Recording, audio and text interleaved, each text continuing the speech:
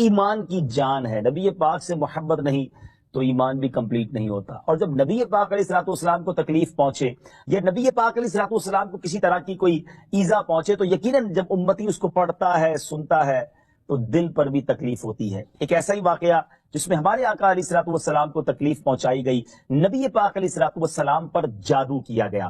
ناظرین آج یہ واقعہ ہم سنیں گے اور یہ قرآنی واقعہ ہے اور اس کے ذریعے بہت ساری باتیں بھی سنیں گے. جادو کے بارے میں بڑے مسکنسیپشن ہیں لوگوں کے ذہنوں میں اور سمجھتے ہیں کہ جادو کا توڑ کرنے کے لیے بڑے عجیب و غریب عمل کرنے پڑیں گے، بڑے گناہوں والے کام کرنے پڑیں گے، اللہ کی ناراضگی والے کام بھی لوگ کرنے کے لیے تیار ہو جاتے ہیں، حرام اور ناجائز کام کرنے کے لیے تیار ہو جاتے ہیں اور سمجھتے ہیں کہ اس سے جادو سے بچا جا سکے گا. البتہ جادو کروانے کے لیے بھی لوگ بڑے ہی ناجائز اور حرام کام کرتے ہیں جو کہ جہنم میں لے جانے والے کام ہوتے ہیں. اللہ مجھے اور آپ کو ہمیشہ جادو ٹونے آصف سے محفوظ رکھے، ہر قسم کی بلاؤں سے محفوظ رکھے. اور آج قرآن کے ذریعے سمجھیں گے کہ جادو کا علاج کیا ہے، جادو ہو جائے تو بچا کیسے جا سکتا ہے. اور نبی پاک علیہ الصلوۃ والسلام پر جب جادو ہوا تھا، جادو کرنے کی کوشش کی گئی تھی، اس کا نتیجہ کیا نکلا. ناظرین توجہ کے ساتھ آپ نے سلسلے میں شامل رہنا ہے. روایت یہ ہے کہ لبید بن عاصم یہودی اور اس کی بیٹیوں نے نبی پاک علیہ الصلوۃ والسلام پر جادو کر دیا، جس کا اثر پیارے آقا علیہ الصلوۃ والسلام کے جسم پر نمودار ہوا. طبیعت شریف جو ہے وہ کچھ ناساز ہونے لگی. آپ کے قلب، آپ کی عقل مبارک اور آپ کے اعتقادات پر کوئی اثر نہ ہوا، صحت مبارک پر تھوڑا سا اثر ہوا. چند روز بعد حضرت جبریل امین بارگاہ رسالت میں حاضر ہوئے اور عرض کی یا رسول اللہ صلی اللہ علیہ وسلم، ایک یہودی نے آپ صلی اللہ علیہ وسلم پر جادو کر دیا ہے اور جادو کا جو سامان ہے وہ فلاں کنویں میں ایک پتھر کے نیچے دبا ہوا ہے. سرور کائنات علیہ الصلوۃ والسلام نے حضرت علی مولائے کائنات شیر خدا کرم اللہ تعالی وجہ الکریم کو بھیجا. انہوں نے کنویں کا پانی نکالا اور پتھر اٹھایا تو اس کے نیچے سے کھجور کے گھابے کی تھیلی برآمد ہوئی، یعنی کھجور کے جو چھلکے ہوتے ہیں اس طرح کی تھیلی برآمد ہوئی اور اس میں نبی پاک علیہ الصلوۃ والسلام کے منہ مبارک جو کنگھی سے ٹوٹے تھے اور کنگھی کے ٹوٹے ہوئے کچھ دندانے اور ایک ڈور یا کمان کا چلہ جس میں 11 گٹھانے لگی ہوئی تھی اور ایک موم کا پتلا تھا جس میں 11 سوئیاں چبھی ہوئی تھی. یہ سب سامان پتھر کے نیچے سے نکلا اور یہ مولا علی کرم اللہ تعالی وجہ الکریم یہ سارا سامان لے کر نبی پاک علیہ الصلوۃ والسلام کی بارگاہ میں آ گئے. اس کے بعد سبحان اللہ، اب اس کا توڑ کیسے آیا، اس کا علاج کیسے ہوا، اس کا حل کیا نکلا. جبریل امین اللہ تبارک و تعالیٰ کی بارگاہ سے سورہ فلق اور سورہ ناس لے کر حاضر ہوئے. یعنی اب جو سورہ فلق اور سورہ ناس ہے وہ نازل ہوئیں اور ان دونوں صورتوں کو ملائیں تو ناظرین اس میں 11 آیتیں ہیں. ہر ایک آیت کے پڑھنے سے ایک ایک گرہ کھلتی جاتی تھی، یہاں تک کہ سب گرہیں کھل گئیں اور پیارے آقا علیہ الصلوۃ والسلام بالکل شفا یاب ہو گئے. سبحان اللہ سبحان اللہ. ناظرین اب اس واقعے سے بہت ساری باتیں میں نے اور آپ نے سیکھنی ہیں. پہلی بات یہ ہے کہ یہ بخاری شریف میں ہے کہ پیارے آقا علیہ الصلوۃ والسلام جب بستر شریف پر تشریف لاتے تو اپنے دونوں ہاتھوں پر دم کرتے اور اپنے سر سے پاؤں تک پورے جسم پر اپنے ہاتھوں کو پھیرایا کرتے جہاں تک دستے مبارک پہنچ سکتے. یہ عمل 3 مرتبہ فرماتے. یعنی نبی پاک علیہ الصلوۃ والسلام ان دونوں صورتوں کا اپنے اوپر بھی دم کیا کرتے. اور ایک اور جگہ پر بھی یہ ہے، حدیث عائشہ رضی اللہ تعالی عنہا میں ہے کہ جب نبی پاک علیہ الصلوۃ والسلام کے گھر والوں میں سے کوئی بیمار ہوتا تو آپ علیہ الصلوۃ والسلام ان دونوں صورتوں کو پڑھ کر اس پر دم فرمایا کرتے تھے. تو یہ نبی پاک کے معمول میں تھا.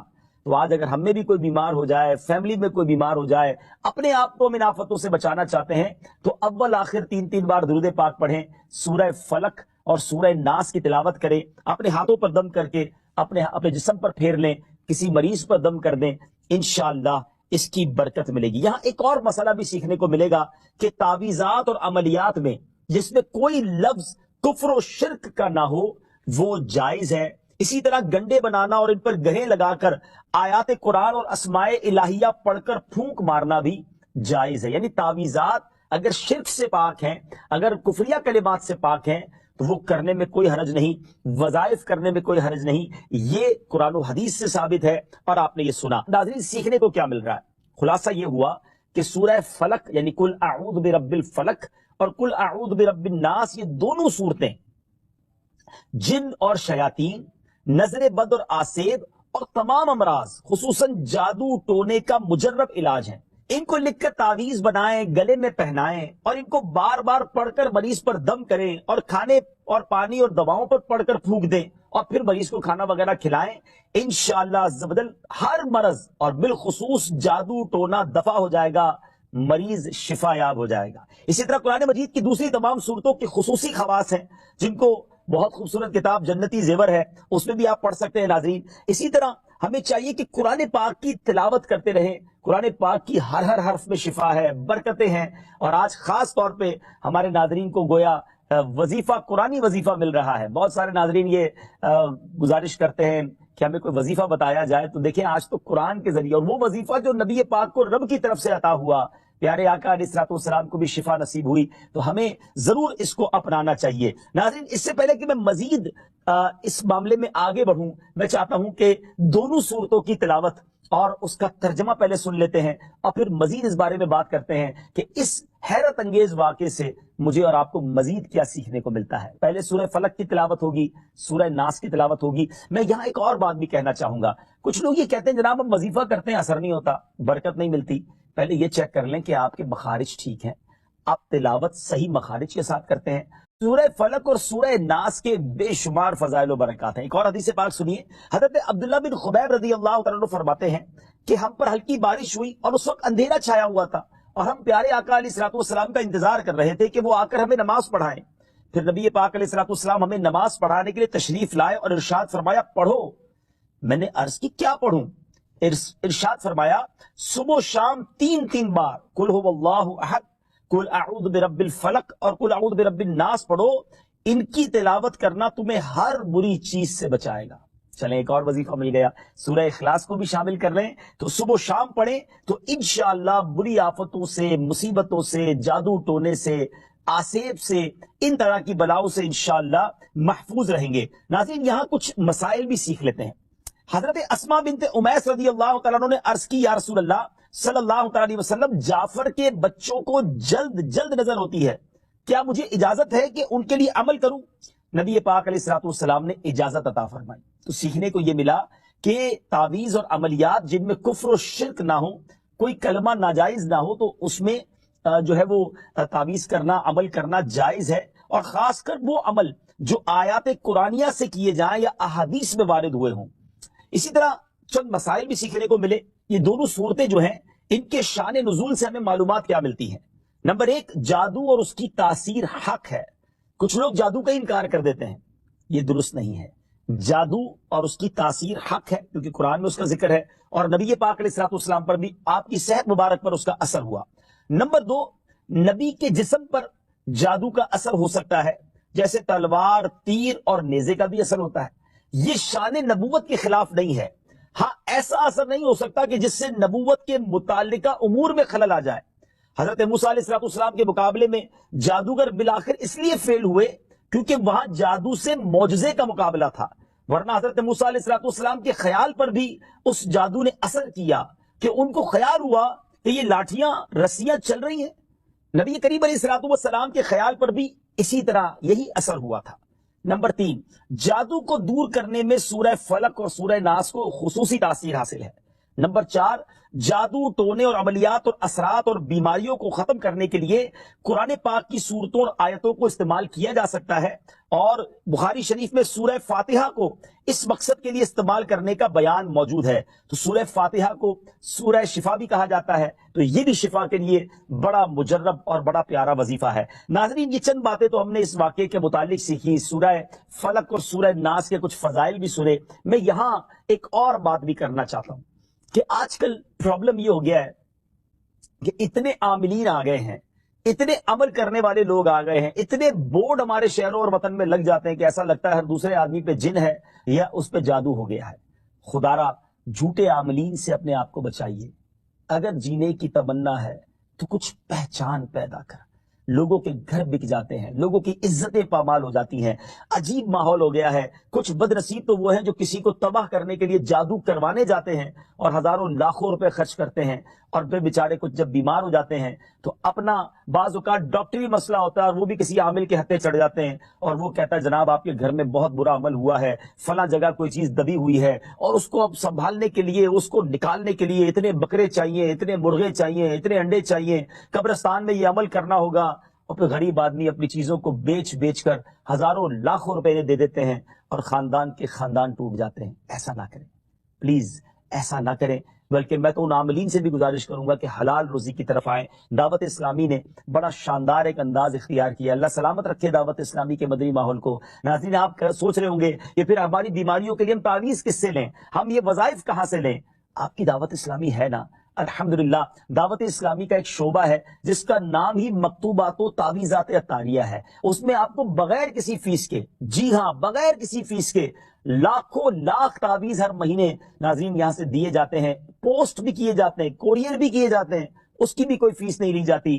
تو یہ تعویذات آپ دعوت اسلامی کے مرکز سے رابطہ کر کے لے لیجئے۔ آن لائن تعویذات کی سروس بھی موجود ہے۔ حالانکہ دعوت اسلامی کا اس ڈپارٹمنٹ پر لاکھوں کروڑوں روپے خرچ ہو رہا ہے، مگر اس لیے اس کو فری رکھا ہے تاکہ امت کے لیے آسانی ہو، دکھیاری امت جو ہے ان کے مسائل حل ہو جائیں، نہ جانے کس کی دعا لگ جائے اور ہمارا بیڑا پار ہو جائے۔ ہاں اس میں یہ ضرور میں کہوں گا کہ وہ لوگ جو یہ پروگرام دیکھ رہے ہیں اور ان کو لگتا ہے کہ میں اس شعبے کو سپورٹ کروں، دعوت اسلامی جس شعبے میں خرچ کر رہی ہے اور نہ جانے کتنے دکھیارے مسلمانوں کی دعائیں لے رہی ہے، تو اگر آپ دعوت اسلامی کے شعبہ تعویذات عطاریہ میں سپورٹ کرنا چاہتے ہیں، اپنا ڈونیشن دینا چاہتے ہیں، تو بھی ہم سے رابطہ کر لیجئے۔ لیکن پلیز ان جھوٹے عاملوں سے اپنے آپ کو بچائیے۔ اور مجھے جو ناظرین سن رہے ہیں، ہر بندے پر جادو نہیں ہوتا، ہر بندے پر جن نہیں آ جاتا، ہر بات میں وسوسہ نہ لایا کرے، وظائف پڑھ لیا کرے۔ صبح و شام یہ وظیفہ ہمیں نبی پاک نے دے دیا ہے، صبح گھر سے پڑھ کر نکلے، شام گھر پر آ کر سونے سے پہلے پڑھ لے، آیت الکرسی سونے سے پہلے پڑھ لے، اللہ نے چاہا خیر آپ کا مقدر رہے گی۔ امین نے بتا دیا کہ جادو کس نے کیا، مگر نبی پاک علیہ السلام نے بدلہ نہیں لیا، سزا نہیں دی۔ اس لبید بن عاصم کو، اس کی جو بچیاں تھی، جو بھی لوگ تھے جادو کرنے والے، سب کو معاف کر دیا۔ اللہ اکبر۔ انہیں پتا چل جاتا تھا کہ کس نے ظلم کیا ہے، پھر بھی معاف فرماتے، اور ہم شک کی بنیاد پر بدلہ لے لیتے ہیں۔ کوئی عامل کہہ دیتا ہے تمہارے گھر میں سین نام کی کوئی عورت ہے، اس نے یہ کیا ہے، اب جتنے سین نام والے ہیں سب کے ساتھ بدگمانی شروع، جب سے سب سے لڑائی شروع، سب کے بارے میں برا سوچنا شروع۔ انسان ہی سے غلطی ہوتی ہے، معافی کرنے والا ذہن رکھیے۔ معاف کریں گے اللہ تعالیٰ آپ کو معاف کر دے گا، رحم کریں گے آپ پر رحم کیا جائے گا۔ اللہ مجھے اور آپ کو نبی پاک علیہ السلام کی اس مبارک سیرت سے سیکھنا نصیب فرمائے کہ اگر کسی سے غلطی ہو بھی گئی ہے، کسی نے ہمارا برا چاہا بھی ہے اور پتہ بھی چل گیا ہے، تو معاف کرنا اللہ کو بڑا پسند ہے۔ مشکل ضرور ہے، دل چاہتا ہے میں بھی بدلہ لوں، لیکن مزہ بھی تو یہی ہے نا کہ دل چاہ بھی رہا ہے، غلط بھی کیا ہے سامنے والے نے، اور میں بدلہ لے بھی سکتا ہوں، پھر بھی اللہ کی رضا کے لیے معاف کر دیں، اور اس نیت سے معاف کریں میرے مالک میں تیرے بندے کو معاف کر رہا ہوں، تو مجھ گناہگار کو معاف فرما دے۔ اللہ کریم ضرور کرم فرمائے گا، اور یہی اسلام کی خوبصورتی ہے۔ اللہ مجھے اور آپ کو معافی اور درگزر کا ذہن نصیب فرمائے۔ ہمارے سلسلے پیغام قرآن میں ہم یہی کوشش کرتے ہیں کہ قرآن پاک سے کوئی میسج، کوئی پیغام آپ کی طرف بڑھایا جائے۔ تو آج الحمدللہ آپ کے لیے یہ پیغام تھا کہ قرآن پاک پڑھیے، اس پر عمل کیجئے، اس کو پڑھ کر اپنے اوپر دم بھی کیجئے، اور پھر کسی سے غلطی ہو جائے تو معاف۔ سورہ فلق مدینہ منورہ میں نازل ہوئی، اور ایک قول یہ ہے کہ مکہ مکرمہ میں نازل ہوئی۔ پہلا قول زیادہ صحیح ہے کیونکہ اس کے شان نزول سے اسی کی تائید ہوتی ہے۔ رکوع اور آیات کی تعداد، اس صورت میں 1 رکوع اور 5 آیتیں ہیں۔ فلق نام رکھنے کی وجہ، فلق کے کئی معنی ہیں، اور یہاں اس سے مراد صبح ہے، اور چونکہ اس سورت کی پہلی آیت میں لفظ موجود ہے، اس مناسبت سے اسے سورہ فلق کہتے ہیں۔ پیارے آقا علیہ السلام نے ایک بار اس سورت کے بارے میں ارشاد فرمایا، کیا تم نے نہیں دیکھا کہ آج رات مجھ پر ایسی آیتیں نازل ہوئی ہیں جن کی مثل نہیں دیکھی گئی؟ وہ آیتیں قل اعوذ برب الفلق سورت کے آخر تک، اور قل اعوذ برب الناس سورت کے آخر تک ہے۔ سبحان اللہ۔ تو اس سورت کے بارے میں بڑے فضائل نبی پاک علیہ السلام نے ارشاد فرمائے۔ ایک بار حضرت عابس جوہنی رضی اللہ تعالیٰ عنہ سے روایت ہے کہ نبی پاک علیہ السلام نے ارشاد فرمایا، میں تمہیں وہ کلمات نہ بتاؤں جو شریر جنات اور نظر بد سے اللہ تعالیٰ کی پناہ طلب کرنے میں سب سے افضل ہیں؟ انہوں نے عرض کی یا رسول اللہ صلی اللہ تعالیٰ علیہ وسلم کیوں نہیں، آپ ضرور بتائیے۔ ارشاد فرمایا وہ کلمات یہ دونوں صورتیں ہیں، قل اعوذ برب الفلق اور کل اعوذ برب الناس. سبحان اللہ سبحان اللہ. اب آئیے سورہ ناس کے بارے میں کچھ سن لیتے ہیں، اس کی فضیلت بھی جان لیتے ہیں. سورہ ناس جو ہے ناظرین، یہ قرآن پاک کی ترتیب کے لحاظ سے سب سے آخری سورت ہے. اس کا مقام نزول سورہ ناس زیادہ صحیح قول کے مطابق مدنی ہے. اس سورت میں 1 رکوع اور 6 آیتیں ہیں. الناس نام رکھنے کی وجہ، عربی میں انسانوں کو الناس کہتے ہیں، اور اس سورت کی پہلی آیت میں یہ لفظ موجود ہے. اس مناسبت سے اسے سورہ الناس کہتے ہیں یا اسے سورۃ الناس کہتے ہیں. سورۃ الناس کے مضامین، اس سورہ مبارکہ میں ان جنات اور انسانوں سے اللہ تعالیٰ کی پناہ مانگنے کی تعلیم دی گئی ہے جو لوگوں کے دلوں میں وسوسے ڈالتے ہیں. سورہ فلق کے ساتھ اس کی مناسبت کیا ہے؟ سورۃ الناس کی اپنے سے ماقبل سورت سورہ فلق کے ساتھ مناسبت یہ ہے کہ سورہ فلق میں ظاہری شر سے اللہ تعالیٰ کی پناہ مانگنے کی تعلیم دی گئی تھی، اور اس صورت میں خفیہ شر سے اللہ تعالیٰ کی پناہ مانگنے کی تعلیم دی گئی ہے. اللہ تعالیٰ ہمیں ہر طرح کے شر سے محفوظ فرمائے. قرآن پاک پڑھنے، سمجھنے